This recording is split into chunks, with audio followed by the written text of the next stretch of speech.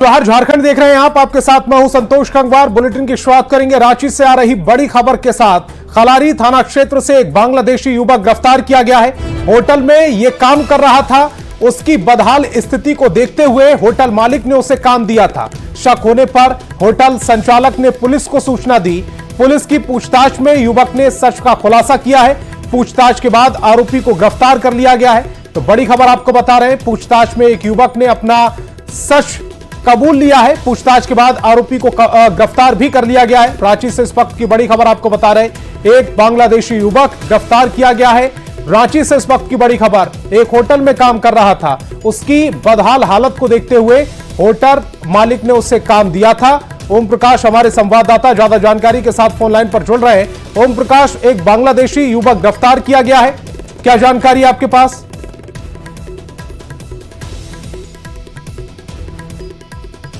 जो बांग्लादेशी है वो गिरफ्तार हुआ है। अपने आप में बता दें कि कुछ दिनों पहले ही, करीब एक सप्ताह पहले ही ये खलारी इलाके में पहुंचा था, जिसके बाद इस मामले में जो काफी जीर्ण है उसकी स्थिति ठीक नहीं थी, जिसे देखते हुए होटल जो संचालक है उन्होंने उसे खाना खिलाया और उसके बाद उसे काम भी दिया, क्योंकि उसके द्वारा बताया गया कि वो बाहर से आया हुआ और उसके पास कोई काम नहीं है, जिस वजह से उसे काम भी दिया गया। लेकिन इसी बीच 2-3 दिनों के भीतर ही जब होटल संचालक को उस पर शक हुआ, तब उसकी सूचना जो है वो पुलिस को दी गई, जिसके बाद मामले में जब जानकारी और पुलिस की जांच चली, तब ये तथ्य सामने आए कि जो आरोपी है वो जो फेंसिंग है उसे क्रॉस करते हुए बंगाल में दाखिल हुआ था। उसके बाद वो झारखंड पहुंचा था और झारखंड से उसके बाद राजधानी रांची के खलारी इलाके में पहुंचा था। तमाम चीजों की जांच के बाद आरोपी को जो गिरफ्तार कर लिया गया और फिलहाल उसे न्यायिक हिरासत में भेजा जा रहा है। ओम प्रकाश, आपसे ये भी समझना चाहेंगे कि क्या युवक ने अपनी जो पहचान है वो छिपाकर काम मांगा था या अपनी जो पहचान है वो बताकर ही काम कर रहा था? वो क्या नाम पता अपना छुपाया था उसने? जी बिल्कुल, युवक के द्वारा जो था उसके द्वारा अपना नाम और पता जो है वो छिपाया गया था और इसी कारण से उसने बताया था कि वो बंगाल के इलाके से आया हुआ है। हालांकि जगह जो था उसने स्पष्ट नहीं बताया था, लेकिन उसके हाव भाव और तमाम चीजों को देखते हुए होटल संचालक को जब उस पर शक हुआ है, तब इसकी जानकारी पुलिस को दी गई, जिसके बाद पुलिस के द्वारा जांच के बाद कार्रवाई की गई है। फिलहाल पूरे मामले में जो पुलिस है अभी जांच कर ही रही है और तमाम, और ये भी जानना बहुत जरूरी होगा कि कितने लोग उसके साथ आए। ओम प्रकाश, आप हमारे साथ जुड़े, आपका बहुत बहुत शुक्रिया।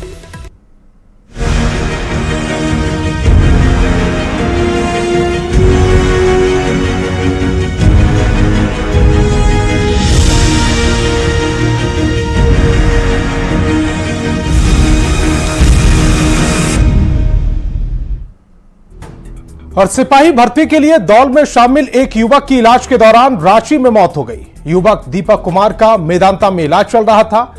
चियांकी हवाई अड्डा मैदान में दौड़ते वक्त बेहोश हुआ, जिसके दौरान उसे 30 अगस्त को ही रांची के मेदांता में भर्ती कराया गया था। दीपक के भाई ने बताया कि 29 अगस्त को पलामू में उत्पाद पुलिस बहाली में शामिल हुआ था। 9 किलोमीटर की दौड़ उसने पूरी भी कर ली थी, लेकिन इसके बाद वो बेहोश हो गया, जिसके बाद उसे बेहतर इलाज के लिए रांची के मेदांता में भर्ती कराया गया, जहां उसका इलाज चल रहा था। तो झारखंड के उत्पाद विभाग में भर्ती के दौरान हुई अचानक मौतों को लेकर सीनियर कार्डियोलॉजिस्ट का कहना है कि आजकल आम हो गया है कि एक्सरसाइज के दौरान कार्डिक अरेस्ट हो जाते हैं। झारखंड में एक हफ्ते से ज्यादा से उत्पाद विभाग में सिपाही की बहाली के लिए दौड़ तेज हो रही है। इस दौरान तबीयत बिगड़ने से अब तक 12 अभ्यर्थियों की मौत हो चुकी है। 100 से ज्यादा बीमार होकर अस्पताल में पड़े हैं, जिसके बाद जांच केंद्रों पर पर्याप्त सुविधा के निर्देश दिए गए हैं। बावजूद इसके हजारीबाग के पदमा में आ रहे अभ्यर्थियों को कई परेशानियां आ रही हैं। इसका दौड़ था 28 तारीख को और वहाँ ये दौड़ना चालू किया है 10:30 बजे से। ठीक है, मतलब लाइन में लगा था, तब पर में भी हम लोग बात कर ही रहे थे फ़ोन पे वेरिफिकेशन होने तक। लेकिन जब ये दौड़ने लगा तो 9 किलोमीटर लगभग ये पार हो चुका होगा। 10वां मतलब किलोमीटर में जब घुसा होगा तो ये वापस आया ही नहीं। जब वापस नहीं आया तो हम लोगों ने पता किया तो पता चला कि ये सदर अस्पताल चला गया है। तब तक से जो है हॉस्टल के मतलब ग्रुप में वीडियो वायरल भी हो गया। फिर हम लोग तुरंत गए, ठीक है, वहाँ गए तो हम लोग फिर वहाँ से उठाए उसको और एसएच हॉस्पिटल में भर्ती करा दिए। सर दौड़ने गए थे, दौड़ने वक्त इससे हो गया। दौड़ने के दौरान डेथ हो गया। जी सर। क्या बताया कि क्यों क्यों हुआ, कुछ बताया? सर अभी तो मैं ट्रेनिंग सेंटर में थी ना, तो मुझे आज ही मालूम चला। घर को रोशनी देने से पहले ही दीपक का लौ बुझ गया है। ये दीपक पलामू का रहने वाला था और पिछले दिनों दीपक उत्पाद विभाग के बहाली में गया हुआ था। इस दौड़ में लगातार ही मृतकों की संख्या बढ़ते जा रही है। अब तक की आंकड़े की माने तो 1 दर्जन से अधिक लोगों की मौत पूरे झारखंड में उत्पाद विभाग की जो बहाली आई है उस दौरान हुई है। ताजा मामला पलामू का आया है, जहां मेदांता में इलाज के दौरान दीपक कुमार पासवान की मृत्यु हो गई है। दीपक के परिजन बताते हैं कि दीपक पढ़ने में होनहार था और उसने वैज्ञानिक की नौकरी भी निकाली थी। इंटरव्यू बाकी था, उससे पहले ही उत्पाद विभाग द्वारा यह बहाली निकाली गई जिस दौड़ में वो शामिल होता है और इस दौड़ के अंत तक यानी अंतिम मुहाने में जाने से पहले ही वो जमीन पर गिरता है और कभी फिर उठ नहीं पाता है। गौरव झा, न्यूज़ 18, रांची। और झारखंड में उत्पाद विभाग में भर्ती के दौरान हुई अचानक मौतों को लेकर सीनियर कार्डियोलॉजिस्ट का कहना है कि आजकल आम हो गया है कि एक्सरसाइज के दौरान कार्डिक अरेस्ट हो रहे हैं। की सडनली डेथ हो जाती है एक्सरसाइज करते करते जैसे है, तो बहुत बार ऐसे यंग लोगों को कुछ कंजेनिटल या हेरिडिटरी बीमारी होती है। जैसे एक बीमारी का नाम है हाइपरट्रॉफिक कार्डियोमायोपैथी। इसमें हार्ट का मसल थिक हो जाता है और अगर ऐसे लोगों को अनक एक्सरसाइज कराई जाए तो they can develop cardiac arrest. ऐसे कुछ और बीमारियां हैं जिसको हम चैनलोपैथी कहते हैं, जैसे क्यूटी प्रोलोंगेशन है, या एक बीमारी और है जिसको ARVD कहते हैं, arrhythmogenic right ventricular dysfunction. Family history लेनी जरूरी है कि फैमिली हिस्ट्री में कोई सडन डेथ की हिस्ट्री है ऐसी पर्टिकुलरली यंग लोग में। दूसरा, उनका अगर कोई हाई इंटेंसिटी एक्सरसाइज करनी है तो मैं समझता हूँ कि आज की घड़ी में जरूरी है कि उनका ECG और एको किया जाए, क्योंकि ये बीमारियाँ ECG और एको से पिकअप कर सकते हैं। और झारखंड में एक हफ्ते से ज्यादा से उत्पाद विभाग में सिपाही की बहाली के लिए दौड़ हो रही है। इस दौरान तबीयत बिगड़ने से अब तक 12 अभ्यर्थियों की मौत हो चुकी है। 100 से ज्यादा बीमार होकर अस्पताल में पड़े हैं, जिसके बाद जांच केंद्रों पर पर्याप्त सुविधा के निर्देश दिए गए हैं। बावजूद इसके हजारीबाग के पदमा में आ रहे अभ्यर्थियों को कई परेशानियां हो रही हैं। अभ्यर्थियों के घर वालों का आरोप है कि पीने के पानी तक की व्यवस्था नहीं की गई। रात में ही अभ्यर्थियों को कतार में खड़ा कर दिया जाता है, जिसके लिए रात के 3 बजे से ही पदमा गेट से करीब 1.5 किलोमीटर तक पैदल चलना पड़ता है। अंदर कुछ खाने पीने के लिए ले जाने की मनाही है और अंदर कोई व्यवस्था नहीं है, जिससे भारी परेशानी हो रही है।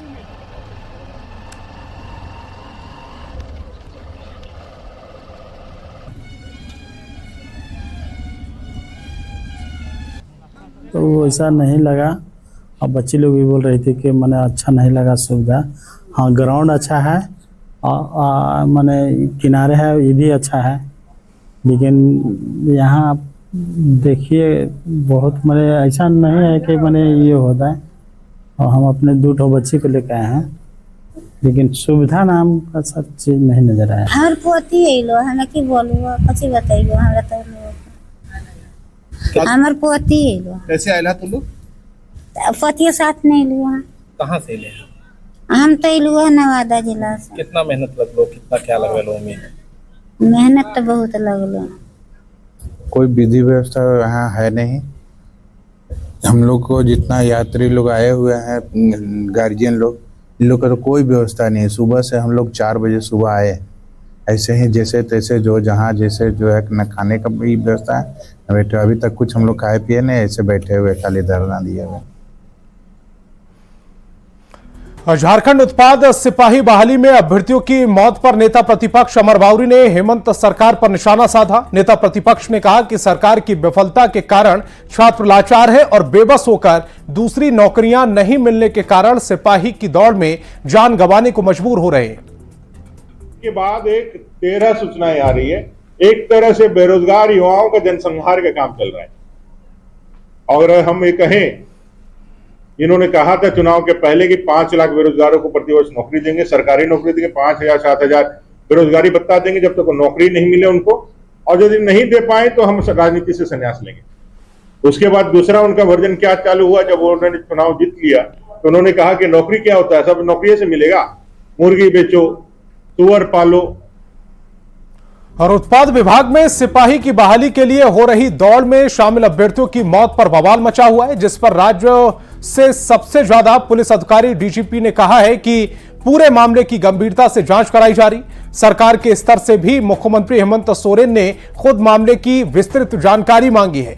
डीजीपी अनुराग गुप्ता का दावा है कि जांच केंद्रों पर पर्याप्त व्यवस्था है और विभाग की तरफ से तैयारी भी अच्छी की गई है। डीजीपी ने अभ्यर्थियों से अपील की है कि अगर कोई क्षमता बढ़ाने वाली दवा का इस्तेमाल कर रहे हैं तो वो जिंदगी से खिलवाड़ ना करें। इसमें सभी मामलों में यूडी केस दर्ज किए हैं, पोस्टमार्टम करवा रहे हैं। हम जानने का प्रयास कर रहे हैं कि किसी व्यक्ति की बीमारी के चलते हुआ है कि कोई व्यवस्था के में कमी के चलते हुआ है या कोई ऐसा कोई सेवन कर लिया उस बंदे ने जिसके चलते वी डोंट नो। हम जानने का प्रयास कर रहे हैं और हम लोगों ने देखिए जो बहाली की व्यवस्था बहुत अच्छी है और ये हमारे को बहुत दुख है कि हमारे इतने सारे नौजवान जो है वो उसका। मेरा सभी अभ्यर्थियों से अपील है कि यदि कोई व्यक्ति किसी ऐसी ड्रग परफॉर्मेंस एनहांसमेंट ड्रग का सेवन कर रहा है तो कृपया उसको ना करें, क्योंकि नौकरी जीवन से ज़्यादा बड़ी नहीं है।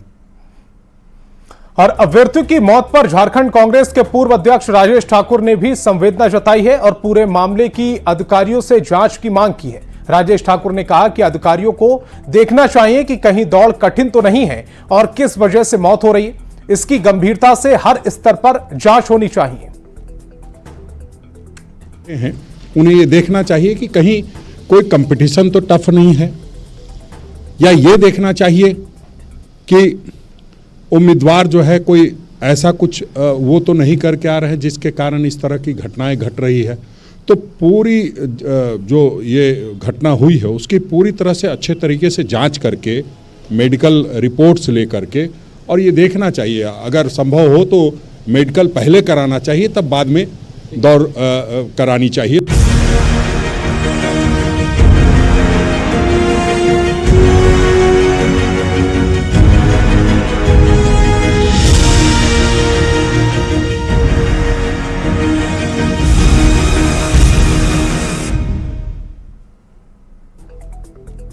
और देश में चौतरफा विकास के दावे सिमडेगा के बानो प्रखंड में रहने वाले लोगों को मुंह चिढ़ा रहे हैं, क्योंकि यहां आज भी खटिया पर सिस्टम दम तोड़ रहा है।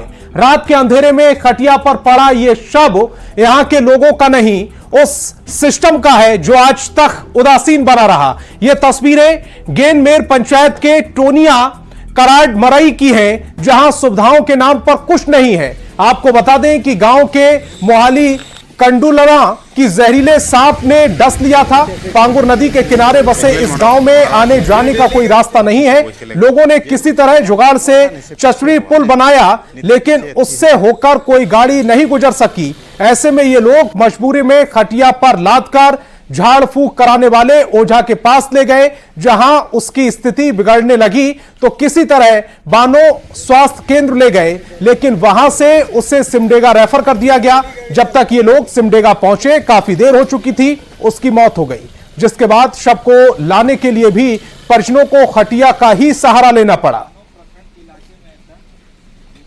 तो दो तस्वीरें इस समय आपकी टेलीविजन स्क्रीन पर हैं। सांप काटने के बाद मौत किस तरह से हुई, सिस्टम किस तरह से खटिया पर सवार है, खटिया पर लेटा है, वो देख पा रहे हैं आप पहली तस्वीर में। दूसरी तस्वीर, इसी पुल का सहारा लेकर इस व्यक्ति को ले जाया गया था। ये किस तरह से खतरनाक पुल है, जरा सी चूक हुई और किस तरह से जान जा सकती है, वो दूसरी तस्वीर में आप देख पा रहे हैं। जर्जर चचरी पुल की तस्वीर, दूसरी तस्वीर में हम आपको ये जर्जर चचरी पुल दिखा रहे हैं। तो पुल नहीं होने के कारण खटिया से ढोके ले जाना पड़ता है रोड तक। 1 किलोमीटर यहाँ से रोड है दूरी, और उधर से लाने के क्रम में भी खटिया से ही ढोके मरीज को माने नाला पार करते हैं। और प्रशासन से भी मैं यही आग्रह करूँगा कि हमारे गिरदाव पी यहाँ नज़दीक है, लेकिन वो भी कभी इस गांव में आके नहीं देखे हैं कि इस अंडमान निकोबार में कैसे रहते हैं लोग। ग्रामीणों का कहना है कि पुल हम लोग बहुत पहले से मांग करते आ रहे हैं और लीडर लोग का नाम भी ले रहे हैं, लेकिन आज तक किसी का आवेदन किसी ने सुधी नहीं लिया।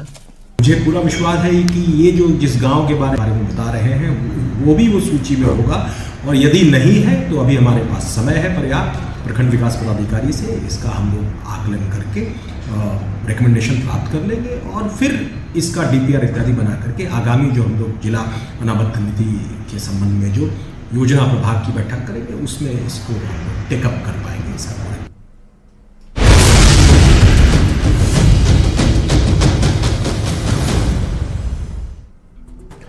राज्यपाल संतोष गंगवार ने सरायकेला खरसावा के लोगों से सीधा संवाद किया और सरकारी योजनाओं की जानकारी दी। ग्रामीणों के साथ संवाद में उन्होंने कहा कि वह लोगों की समस्या सुनने आए हैं ताकि उनका निदान हो सके। सरकार की योजना सभी जरूरतमंदों तक पहुंचे, इसकी चिंता उन्हें है। लोगों से मिलने बात करें, अब 2-4 दिन के बाद आचार संहिता लग जाएगी। अगर कोई लिखकर हमको भेजें तो हम देख के बता। और चाईबासा से बड़ी खबर आपको बता रहे हैं। चंपाई सोरेन चाईबासा पहुंचे हैं। बीजेपी में शामिल होने के बाद पहली बार चंपाई सोरेन चाईबासा पहुंचे। बीजेपी नेताओं और कार्यकर्ताओं ने उनका जोरदार स्वागत किया है। तो चाईबासा से इस वक्त की बड़ी खबर, चंपाई सोरेन चाईबासा पहुंचे हुए जब वो बीजेपी में शामिल हुए, उसके बाद से चाईबासा का उनका यह पहला दौरा है जहां बीजेपी कार्यकर्ताओं और नेताओं ने उनका भव्य स्वागत किया है। तस्वीरें देखिए, चंपाई सोरेन के चेहरे पर मुस्कान खिली हुई है और कार्यकर्ता उत्साहित नजर आ रहे हैं। हर कोई चंपाई सोरेन की पहली झलक पाने के लिए उत्सुक नजर आ रहा है।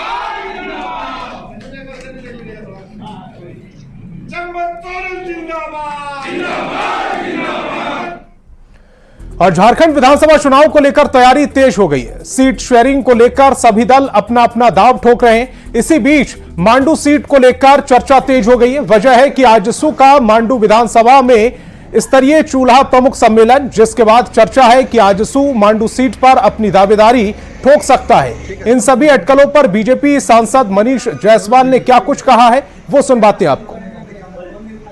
भारतीय जनता पार्टी की जीत हुई थी। हमारे पिछले जो विधायक थे वो भारतीय जनता पार्टी के थे, तो ये हमारा उस पर एक क्लेम बनता है और हमारा ही सीट है। लेकिन भारतीय जनता पार्टी में सारा निर्णय हम लोगों ने अपने राज्य के नेतृत्व और केंद्र के नेतृत्व को दिया हुआ है। वो लोग असेसमेंट करेंगे और वो लोग एक निर्णय लेंगे कि पार्टी के लिए क्या अच्छा है, गठबंधन के लिए क्या अच्छा है, और जो निर्णय उनके द्वारा लिया जाएगा वो निर्णय सर्वमान्य होगा, हम लोग को मान्य होगा। अब आपको जामताड़ा लेकर चलते हैं, जहां नाला प्रखंड के तीलाबनी गांव में स्पीकर रविंद्रनाथ महतो की मौजूदगी में 12 से ज्यादा कार्यकर्ता जेएमएम में शामिल हुए। इस दौरान स्पीकर ने कहा, झारखंड का विकास हो रहा है। मैया सम्मान योजना, गुरुजी क्रेडिट कार्ड, 200 यूनिट बिजली मुफ्त, किसान ऋण माफी, क्षेत्र में वृहत कोल्ड स्टोरेज, पावर ग्रिड, सड़क का जाल बिछाया गया है। यह ऐतिहासिक पहल है। विधानसभा चुनाव में भी गठबंधन की ही सरकार बनेगी।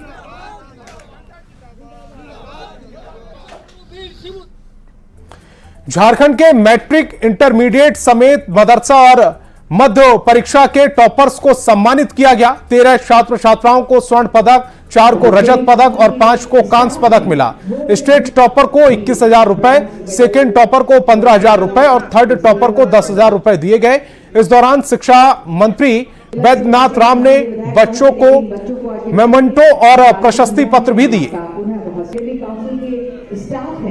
परिश्रम करना है ताकि ये अवसर बार बार उनके जीवन में आए। दूसरा, आज जो जेक का स्थापना दिवस भी है और सबसे पहले मैं इनको बधाई देता हूँ कि सफलता के 21 साल इन्होंने पूरे किए हैं। जो काम कर रहे हैं उसमें कोई दिक्कत आपको नहीं है। हम समझते हैं जेक जो काम कर रहा है बहुत कम बोर्ड ऐसा कर पा रही है। आपको देख रहे हैं बहुत जगह पेपर लीक के बाद उठ रही है ना, बहुत सा बोर्ड का बहुत सारा। लेकिन जेक जिस ढंग से काम करती है, सरकार का सहयोग उसमें रहती है, लेकिन जेक जिस ढंग से काम करे उसमें तो ऐसा नहीं हुआ है। मैं साइंस में फर्स्ट स्टेट टॉपर रही हूँ। मेरा परसेंटेज 98.2 रहा और ये जो मुझे ये मार्क्स मिले हैं और जो भी यहाँ पे सम्मान मिला है, ये सब मिलकर बहुत ज़्यादा खुशी हो रहा है। गवर्नमेंट +2 हाई स्कूल कांके से इंटर कंप्लीट की हूँ और मैं पूरे झारखंड में टॉप की हूँ, जिसमें मेरे 94.40 परसेंटेज रहे। कितनी खुशी हो रही है आज सम्मान? आज बहुत ज़्यादा खुशी हो रही है। मेरे सर और मेरे जितने भी टीचर्स हैं वो सभी आए हुए हैं और मेरे पेरेंट्स भी साथ में हैं। उन लोगों के चेहरे पे खुशी देख के मुझे बहुत ज़्यादा खुशी हो रही है। और रामगढ़ में भुरकुंडा के नलकारी नदी में तेज बहाव में लोग जान की परवाह किए बगैर मछली मार रहे हैं। पतरातू डैम का 3 फाटक खोले जाने के बाद नलकारी नदी में पानी का तेज बहाव देखा जा रहा है। यह दृश्य काफी सुंदर दिख रहा है, लेकिन इसी नदी के तेज धार में लोग मछली पकड़ते नजर आए। ऐसे में उफान पर बह रही नलकारी नदी में कभी भी कोई बड़ा हादसा हो सकता है। तस्वीरें इस समय आपकी टेलीविजन स्क्रीन पर। इस वक्त मैं मौजूद हूँ भुरकुंडा और सौंदाडीह के बीच से बहने वाले नलकारी नदी के पास। आप नलकारी नदी के तेज धारा को देखिए। पतरातू डैम के 3 फाटक को वाटर लेवल बढ़ने के बाद खोल दिया गया, जिसके कारण नलकारी नदी में आप देख सकते हैं पानी का तेज बहाव है। और इसमें आप देख सकते हैं कुछ लोग जो है मछली मार रहे हैं, रिस्क ले रहे हैं। और इनका कहना है कि इसमें कई किलो मछली फंसती है, जिससे ले जाके घर में बनाते हैं और खाते हैं। हालांकि इसमें खतरा है, लेकिन फिर भी खतरे को मोल लेते हुए मछली मारने के लिए यहाँ पर लोग आए हुए हैं। कुछ लोग हैं जो मछली मारने हैं। क्या आपका नाम है? सूरज सिन्हा सर। खतरा इससे है कि नहीं? खतरा सर अभी तो खतरा नहीं है, पानी उतना बहाव नहीं है। अच्छा। क्योंकि वहाँ पर खड़ा रहने का जगह सबसे अच्छा है। तो बच सकते हैं, इससे खतरा हो सकता है आपको? नहीं सर, नहीं बच सकते। बच सकते वो सब नया सब सर, जो सब नया मछली मार लेते हैं सब। हाँ, हम तो नहीं पता, हमको ये लोग मारते हैं, ये लोग मार देते हैं काफी। 1 किलो 1.5 किलो जैसे मछली रहता है जो डैम से बह के आता है। जी सर, रेहू कतला। आपका क्या नाम है? विशाल कुमार। आप मछली सुबह से मारने आते हैं? नहीं सर, आते हैं यही 9-10 बजे। अच्छा, कितना मछली मार लेते हैं पर दिन? अभी तो मारे नहीं, अभी फिलहाल यही जो मिलता है 1-2 किलो 1.5 किलो वही लेके जाते हैं। मिल जाता है। हाँ। तो पानी का तेज बहाव है, बह भी सकते हैं। तैरने जानते हैं? जी सर। खतरा नहीं है? नहीं सर, तैरने जानते हैं, इसलिए मैं डरता नहीं हूँ पानी से। अच्छा, तो देख सकते हैं कैमरे की नज़र से नलकारी नदी के तेज बहाव को। दरअसल ये पतरातू डैम जो फाटक खोला जाता है, उसके कारण नलकारी नदी में पानी जो है बढ़ जाता है। और सौंदाडीह या भुरकुंडा के बीच जो ये नज़ारा आप देख सकते हैं कि किस तरह से यहाँ पर मछली लोग मार रहे हैं, किस तरह से रिस्क उठा रहे हैं, कैमरे के माध्यम से देखा जा सकता है। हालांकि इनका कहना है कि ये पूरी सावधानी बरतते हैं जब मछली मारते हैं, और जब थोड़ा पानी कम होता है तभी वे मछली मारने यहाँ आते हैं। प्रतिदिन 1.5 से 2 किलो मछली ले जाते हैं, लेकिन आप देख सकते हैं कि 1.5 से 2 किलो मछली मारने के लिए कहीं न कहीं ये जान जोखिम में डाल रहे हैं। ऐसे में यहाँ का जो स्थानीय प्रशासन है, इन लोगों पर भी ध्यान रखने की जरूरत है। ये चूँकि ये नीडी हैं, इसलिए यहाँ मछली मारने आते हैं, लेकिन इसमें खतरा हो सकता है। जावेद खान, न्यूज़ 18, रामगढ़। और झारखंड में वक्त एक छोटे से ब्रेक का।